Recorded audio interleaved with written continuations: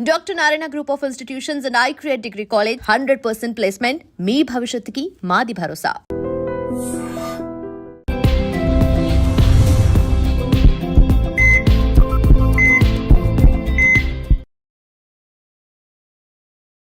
నమస్తే, welcome to healthy conversations with I dream media. నేను మీ Jhansi. So ఈరోజు మనతో ఉన్నారు జనరల్ ఫిజిషియన్ డాక్టర్ లక్ష్మి గారు.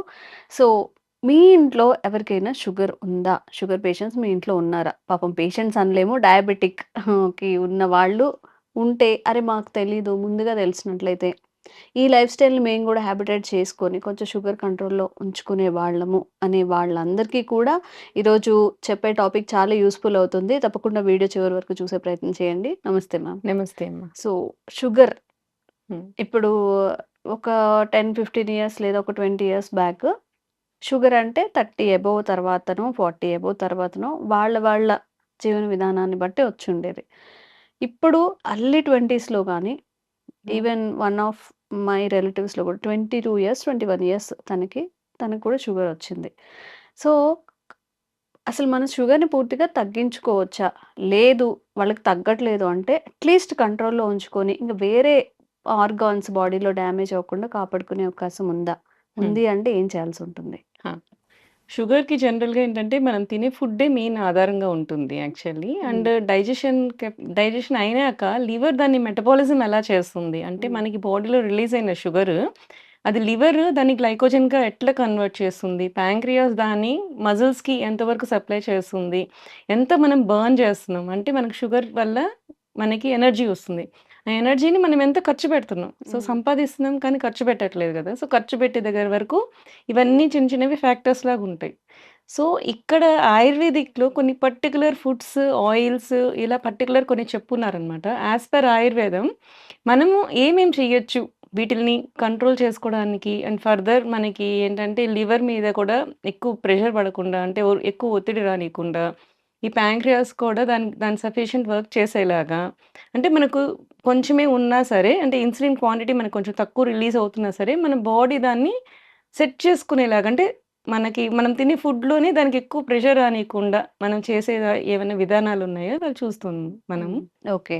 జనరల్‌గా ఫుడ్ ఫస్ట్ వచ్చినప్పుడు బియ్యం ఏం తినాలి? అన్నం ఏం తినాలి? ఇట్లాంటి క్వెషన్స్ వస్తాయి డయాబెటిస్‌లో.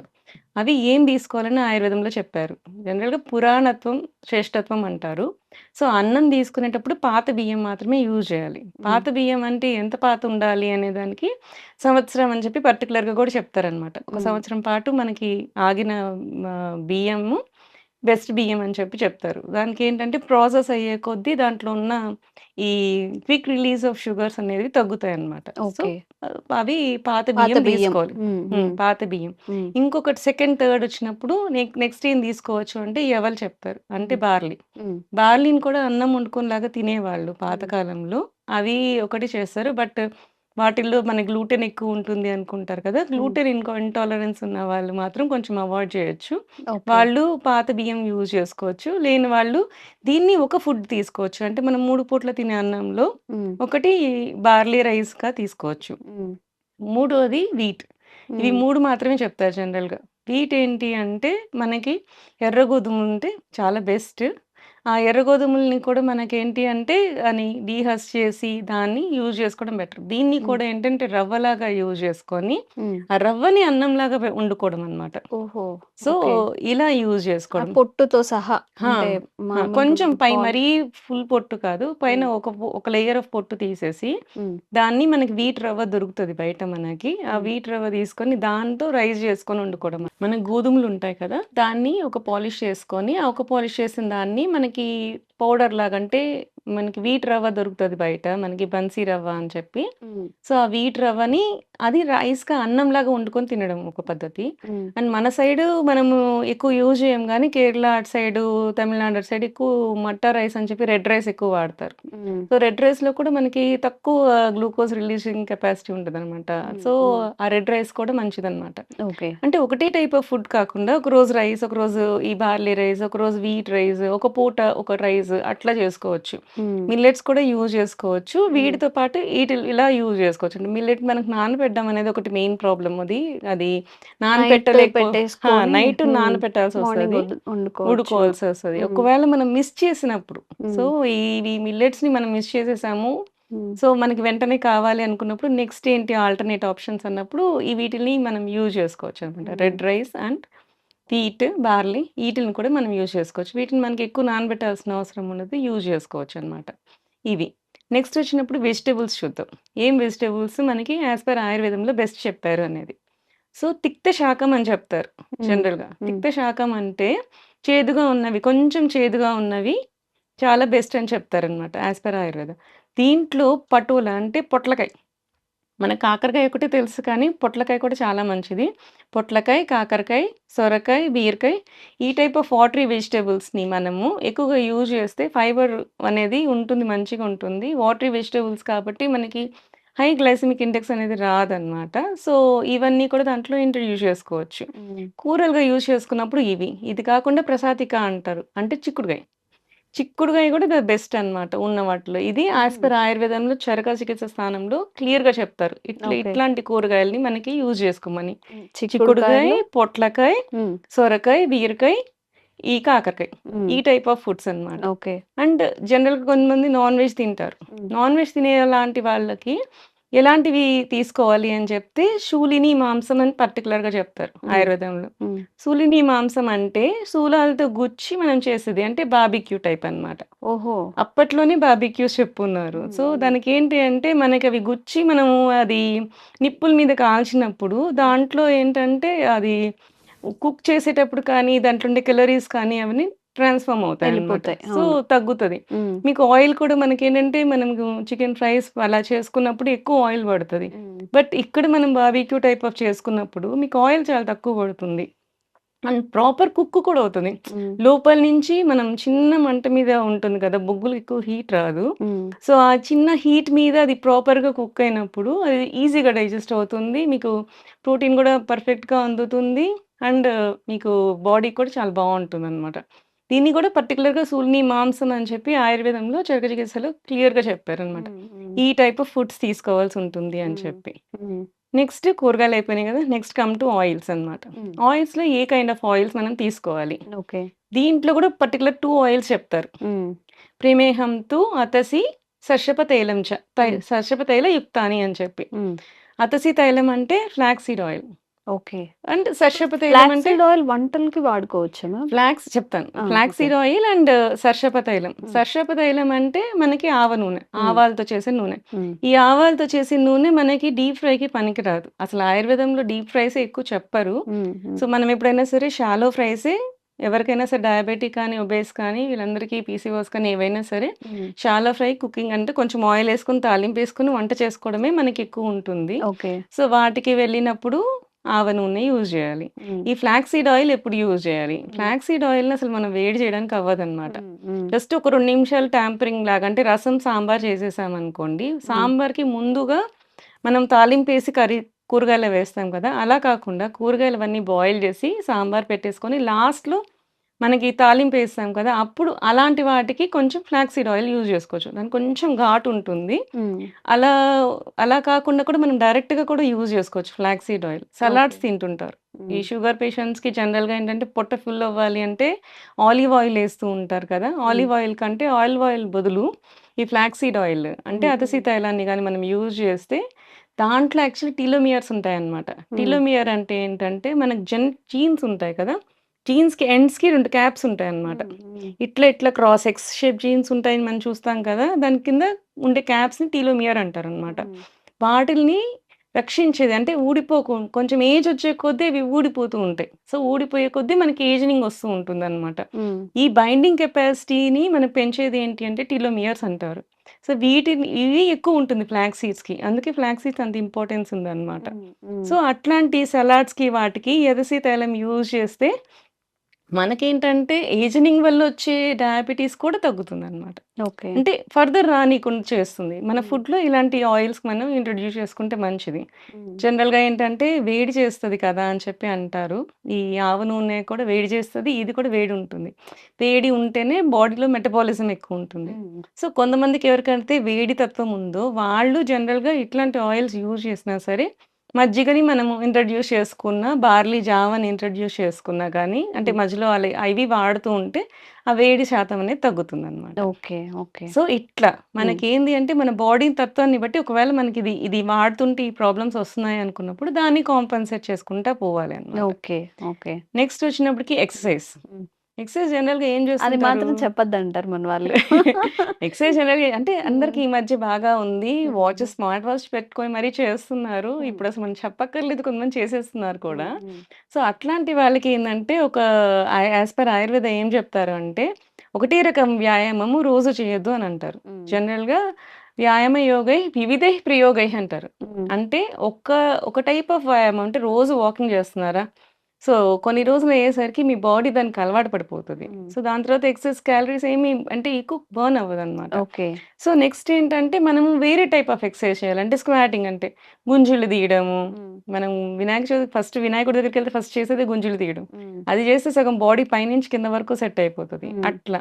సో, మార్చుకోవాలి. ఇంట్లో కూర్చొని యోగా చేసుకోవడం, ఎక్సర్సైజ్ చేసుకోవడం అట్లా. ప్రాణాయామాలు చేసుకోవడం ఇవి చూసుకోవాలి. హ్మ్. నెక్స్ట్ పాయింట్‌కొచ్చేసరికి స్ట్రెస్. హ్మ్. ఇప్పుడు స్ట్రెస్ వల్ల కూడా డయాబెటిస్ పెరుగుతది.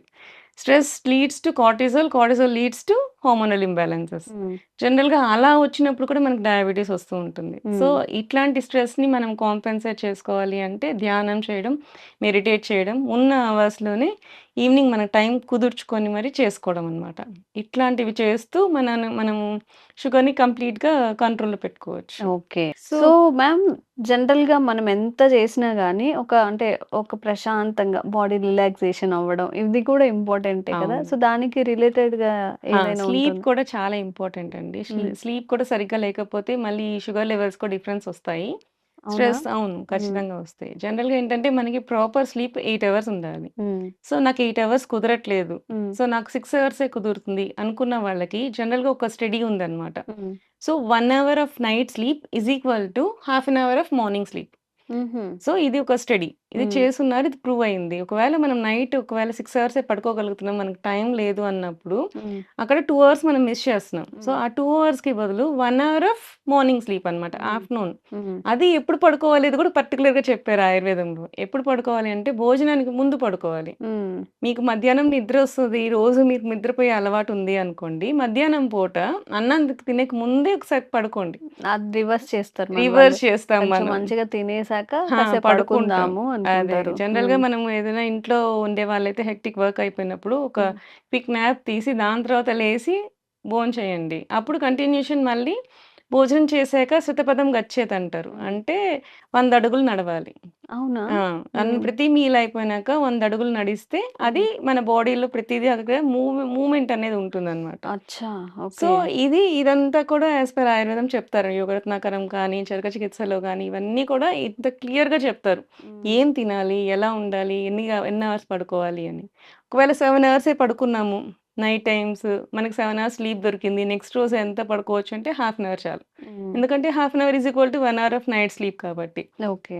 సో, 8 అవర్స్ ప్రాపర్ స్లీప్ ఉన్న వాళ్ళకి ఆఫ్టర్‌నూన్ నిద్రొచ్చినా సరే try to avoid that one. Hmm. లేసి కొంచెం తిరగండి హ్మ్. జనరల్‌గా. హ్మ్. హ్మ్. అండ్ ఇంకొక పర్టిక్యులర్‌గా కూడా ఒకటి చెప్తారనమాట. నిద్ర మధ్యాహ్నం పోవాలి అనిపించినప్పుడు ఒకవేళ 8 అవర్స్ స్లీప్ అయిపోయింది. హ్మ్. స్టిల్ మీకు నిద్రొస్తుంది ఆఫ్టర్‌నూన్. సో, అది మన బాడీకి ఏమి హార్మ్ చేయకూడదు. బట్ నిద్ర మనం రిలాక్స్ అవ్వాలి అంటే ఏం చేయాలంటే చైర్‌లో కూర్చొని పడుకోమంటారు. హ్మ్. హ్మ్. జనరల్‌గా. అంటే మనకి పాత కాలంలో వాలు కుర్చీలుండేవి. ఇట్లా వంగి ఉండేవి చూసారా? హ్మ్. హ్మ్. అట్లాంటివన్నమాట. రిలాక్స్ అయ్యి జస్ట్ పడుకోవడం. అంటే హ్మ్. స్ట్రెయిట్‌గా బాడీని పడుకోబెట్టకుండా రిలాక్స్ అయ్యి పడుకోవడం. హ్మ్. జనరల్‌గా ఏంటంటే తిన్న వెంటనే పడుకుంటారు చాలామంది. దానివల్ల ఏంటంటే గ్యాస్ట్రిక్ రిఫ్లెక్సెస్ వస్తుంటాయి. హ్మ్. సో, ఫుడ్ అంతా పైకి రావడము, పైపింగ్ దీనికి యాక్చువల్‌గా మనకి స్ఫింక్టర్ ఉండదు. హ్మ్. స్టమక్ నుంచి ఇంటెస్టైన్‌కి స్ఫింక్టర్ ఉంటది. సో, మనం తిన్నది వెంటనే కిందకి వెళ్ళిపోదనమాట. ఆగుతది, ఆపుతది. హ్మ్. తర్వాత డైజెస్ట్ అయ్యి కిందకెళ్తది. కానీ ఈసోఫాగస్‌కి స్ఫింక్టర్ ఉండదు. హ్మ్. హ్మ్. దానివల్ల ఏంటంటే నువ్వు కొంచెం ఎక్కువ తిన్నా గానీ పైకొచ్చేసే అవకాశాలుంటాయన్నమాట. ఓకే. సో, అందుకని తిన్న వెంటనే మనకి జనరల్‌గా పడుకోవడం అనేది మంచిది కాదు. సో, హ్మ్. ఇట్లాంటి వాటికి ఎలా చేయాలి అనేది పర్టిక్యులర్‌గా ఈ విధంగా చేయాలి అని కూడా క్లియర్‌గా ఆయుర్వేదిక్‌లో చెప్పారండి. హ్మ్. ఓకే.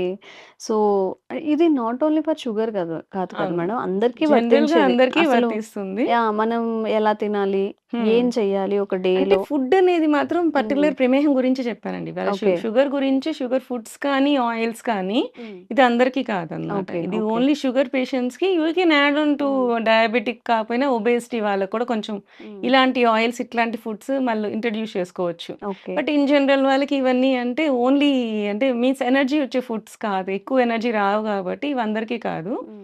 ఈ ఫుడ్ కానీ, ఈ పర్టిక్యులర్ ఆయిల్ ఎక్సైజ్ అవన్నీ అందరూ పాటించొచ్చు. Food okay. అండ్ ఆయిల్ మాత్రం ఎక్స్‌క్లూజివ్ ఫర్ డయాబెటిక్స్ అనుకోవచ్చు. ఓకే. ఓకే. సో, డయాబెటిక్ పేషెంట్స్‌కి చెప్పినది అంతా డయాబెటిక్ పేషెంట్స్ పాటించండి. మిగతా వాళ్ళు గూడా మనం తినేసి అలా కూర్చోవడం, లేదా తిన్న వెంటనే పడుకోవడం, మధ్యాహ్నమైనా, నైట్ అయినా అలా చేస్తూ ఉంటాం కదా! అట్‌లీస్ట్ ఒక 10 నిమిషాలు, అట్‌లీస్ట్ 15 నిమిషాలన్నా నడవడానికి కేటాయించండి. ఆ టైం మనం ఏమీ చేయం. జస్ట్ స్క్రోల్ చేసుకుంటూను, టీవీ చేస్తూనే ఉంటాం తప్ప, మన ఆరోగ్యం కోసం కూడా కొంచెం ఆలోచించి, సో, ఈ విధానాలు పాటిస్తే మనం ఇంకొంచెం హెల్తీగా ఉండే అవకాశం ఉంటుంది. అండ్ ఇలాంటి బోలెడన్ని అవేర్‌నెస్ కల్పించే హెల్త్ వీడియోస్ మ్యామ్ త్రూ చేస్తాం. అసలిది నిజమే అంటారా? వైరస్‌తో, బాక్టీరియాతో క్యాన్సర్ వచ్చే అవకాశం ఉంటుందా? అవునమ్మా. ఉంటుంది. ఉంటుందా? ఉంటుంది. ఉంటుందా? యాహ్! ఓహ్! సో, మనకి ఈసోఫాగస్ అంటే నోట్లో వచ్చే క్యాన్సర్స్ దగ్గర నుంచి యానోరెక్టల్ క్యాన్సర్స్ వరకు సో, అన్ని దగ్గరలో కూడా బాక్టీరియా ఇన్వాల్వ్ అయ్యిందని చెప్పి రీసెంట్ స్టడీస్ అన్నీ బయట తీస్తున్నారు యాక్చువల్లీ. స్టార్టింగ్‌లో జెనెటిక్ ఫ్యాక్టర్స్ లేకపోతే హ్మ్. రిపీటెడ్ కరోసిస్ మనం హ్మ్. చేసే అలవాట్లే మెయిన్ కారణంగా చెప్తూ ఉంటారు. యెస్. యెస్. బట్ ఇలాగ చేస్తూ కూడా కొంతమందికి రోగాలు రావట్లేదు. అంటే స్మోకింగ్ మరి నేను స్మోక్ చేస్తాను నాకెందుకు రాలేదురా నీకెందుకొచ్చింది అని.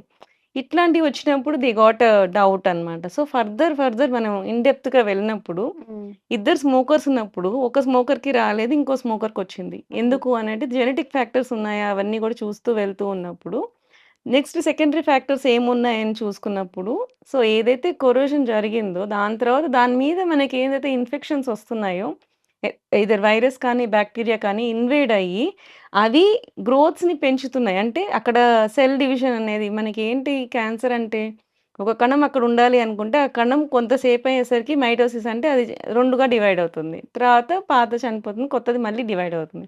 ఇట్లా షెడ్ అవుతూ ఉంటది. స్కిన్ దగ్గర నుంచి బాడీలో ఆర్గాన్స్ దగ్గర నుంచి ప్రతిదీ పర్టిక్యులర్ టైంకి షెడ్ అవుతుంటది. కొత్త సెల్స్ ఫార్మ్ అవుతూ ఉంటాయన్నమాట. అట్లా జరుగుతూ ఉన్నప్పుడు ఏంటంటే ఒకసారి ఇరిటేషన్ జరుగుతదనమాట. అంటే మనం కంటిన్యూయస్‌గా దాని మీద ఇరిటేట్ చేస్తున్నప్పుడు ఇట్ స్టార్ట్ గ్రోయింగ్ మోర్ అనమాట. అంటే మళ్ళీ సెల్ డివిజన్ ఎక్కువ జరిగిపోతుంది. అంటే సో, ఇప్పుడు పర్టిక్యులర్ టైమ్ గాకుండా ఎక్కువ ఎక్కువ కొంత టైంలోనే ఎక్కువ సార్లు చేయడం అన్నమాట. ఇప్పుడేంటి ఇప్పుడు క్యాన్సర్ ఉన్న వాళ్ళ ఏదైనా స్ప్రింకిల్స్ అలా రాకముందు, పడితే వస్తుందా? లేకపోతే ఉన్నదే ఇంకా ఎక్కువవుతుందా?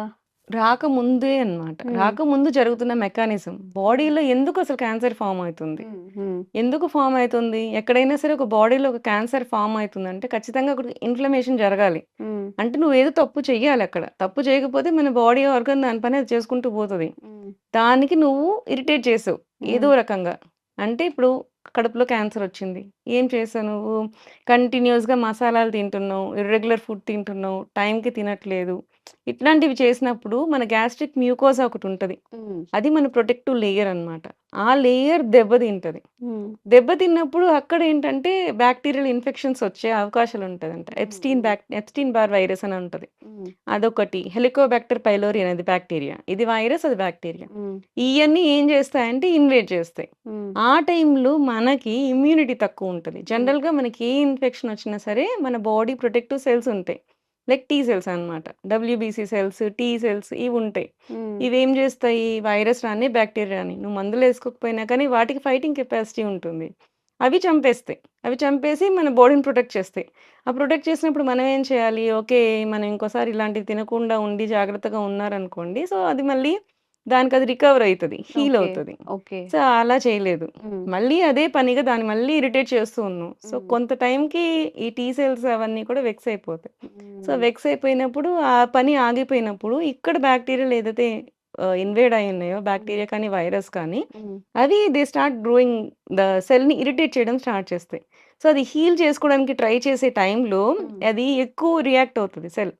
ఎక్కువ రియాక్ట్ అయినప్పుడు దాని మీద ఒక 2 సెల్స్ ఫార్మ్ అవ్వాల్సింది 3, 4, 5 అట్లా ఎక్కువగా ఫార్మ్ అయిపోతుంది. హ్మ్. దట్ లీడ్స్ టు క్యాన్సర్స్ అన్నమాట. ఓకే. ఓకే. జనరల్‌గా ఎక్కడైనా సరే ఇట్లాంటి మెకానిజమే జరుగుతూ ఉంటుంది. మ్యామ్ ఇప్పుడు మనం టీ సెల్స్ గురించి మాట్లాడుకున్నాం కదా! ఇప్పుడు ఇంటర్మిటెంట్ ఫాస్టింగ్ అని చెప్పి ఒక 16 అవర్స్ ఫాస్ట్ చేస్తున్నప్పుడు టీ హ్మ్. సెల్స్ ఫార్మ్ అవుతాయి హ్మ్. అని చెప్తున్నారు. బట్ హ్మ్. కొంతమంది ఏం చెప్తున్నారంటే అసలు బాడీని అంతా స్టార్వింగ్‌తో ఉంచినప్పుడు అది అల్టిమేట్‌గా మన బాడీ మీద ఎఫెక్ట్ ఆ! చూపిస్తుంది. జుట్టు ఊడిపోతుంది. Some exactly. ఇష్యూస్ వస్తాయి. మనం వీక్ అవుతాము అని చెప్పి. మరి ఈ 2 వాదనలు ఏది కరెక్ట్? నేను ఏది చెప్తా. పాటించొచ్చు? పర్ఫెక్ట్‌గా చెప్తా. హ్మ్. అతి సర్వత్ర వర్జేత్. హ్మ్.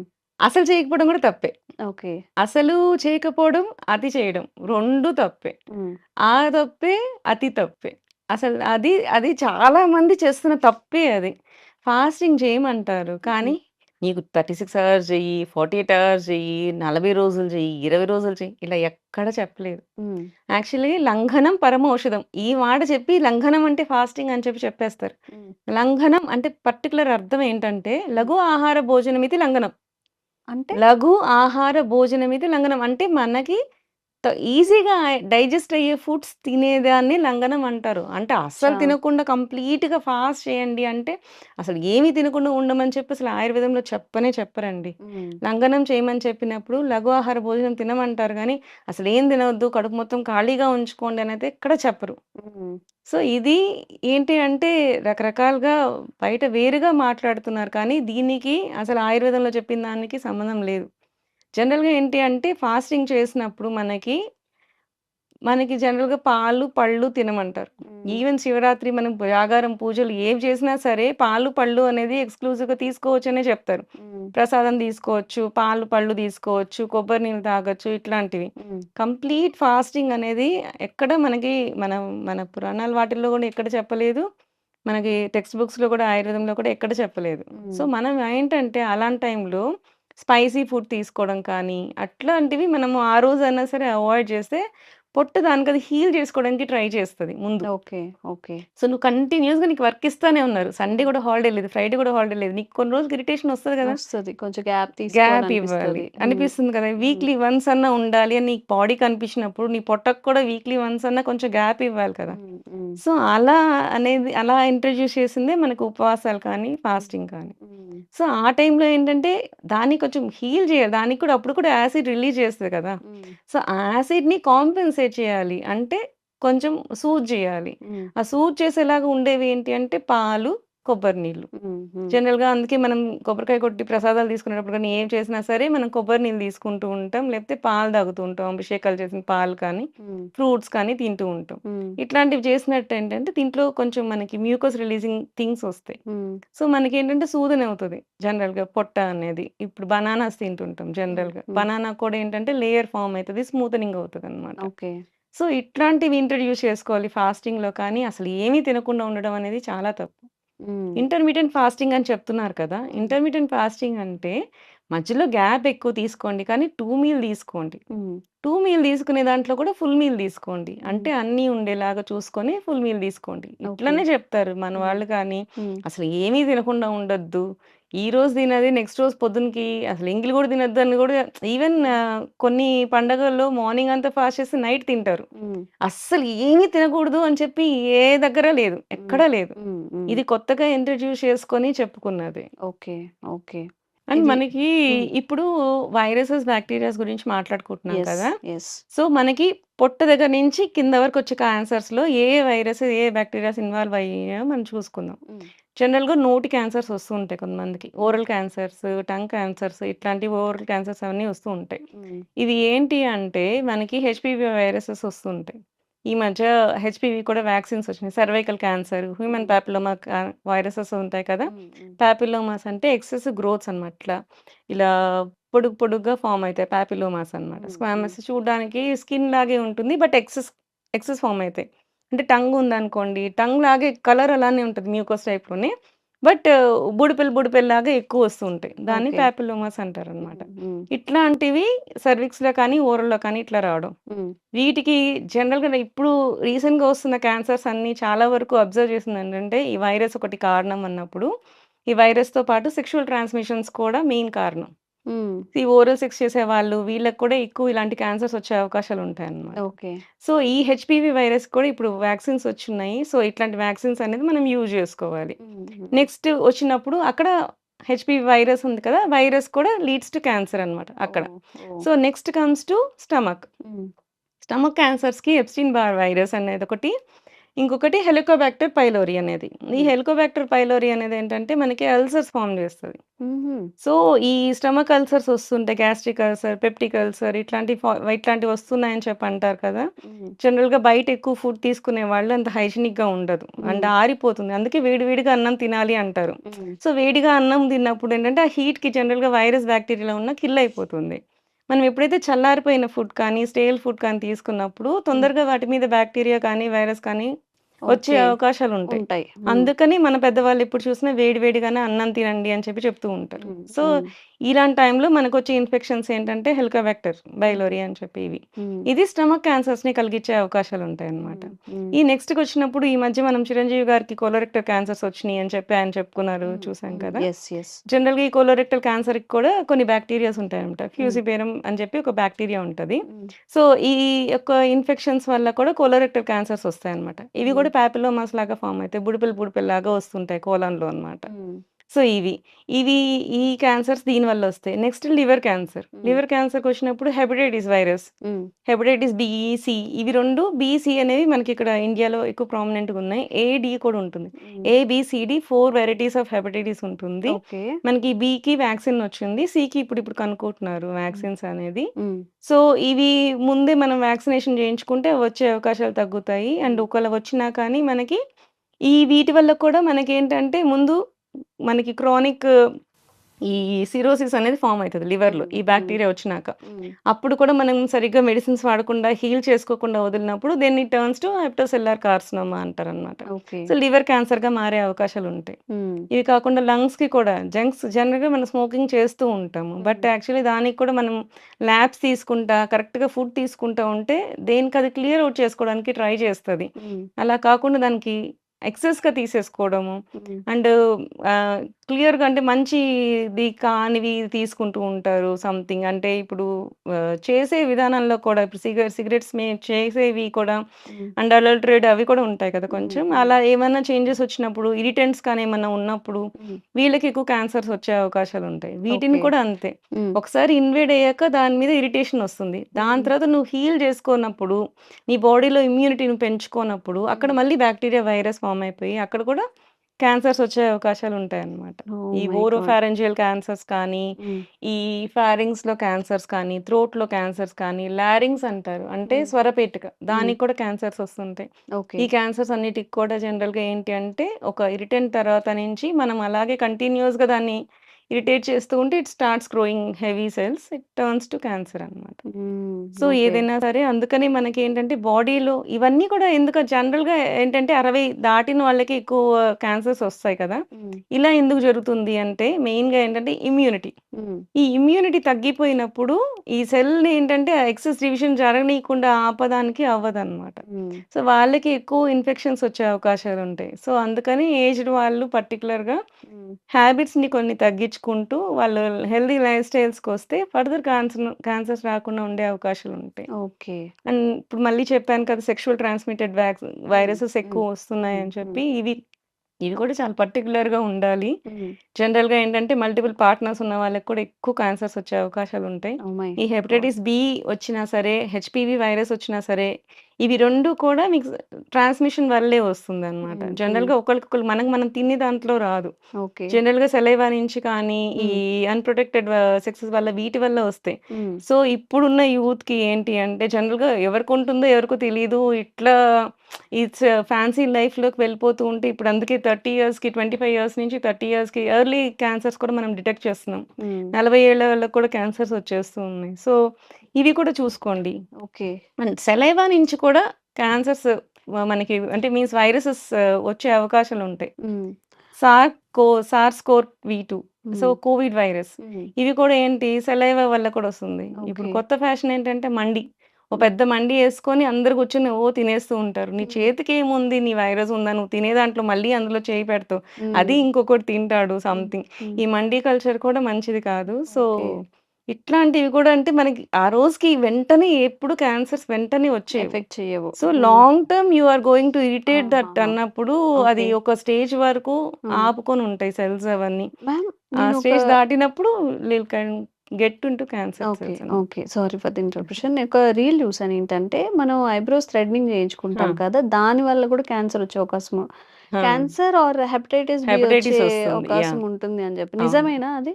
జనరల్‌గా ఏంటంటే ఇన్ఫెక్షన్ వచ్చి నీ బాడీ నుంచి నా బాడీకి రావాలి. ఏదైనా హ్మ్. ఇన్ఫెక్షన్ అంటే కొన్ని వైరసెస్ హ్మ్. త్రూ బ్లడ్, త్రూ సలైవా ఇట్లనే ట్రాన్స్‌మిషన్స్ అవుతాయి. హ్మ్. Through touch something. అంటే అది అనేది ఆ పర్టిక్యులర్ దాంట్లో ఉండాలి. హ్మ్. ఇప్పుడు మనం థ్రెడ్డింగ్ చేసుకుంటాం. అక్కడ జనరల్‌గా బ్యూటీ పార్లర్‌లో థ్రెడ్ అక్కడి వరకు తీసేస్తారు జనరల్‌గా. హ్మ్. 90% థ్రెడ్ ఉంచరు నాకు తెలిసి. సో, కొంతమంది ఆ థ్రెడ్‌నే మళ్ళీ వేరే వాళ్ళకి యూజ్ చేస్తుంటారు. హ్మ్. హ్మ్. మనం చేసేవాళ్ళు చేస్తే మీరు అబ్జర్వ్ చేస్తే ఒక్కోసారి కట్ అయిపోతుంది ఇక్కడ మనకి. అవును. అవును. కట్ అయిపోయినప్పుడు ఏమైతది? ఆ బ్లడ్ ఆ థ్రెడ్‌కి అంటుకుంటుంది. హ్మ్.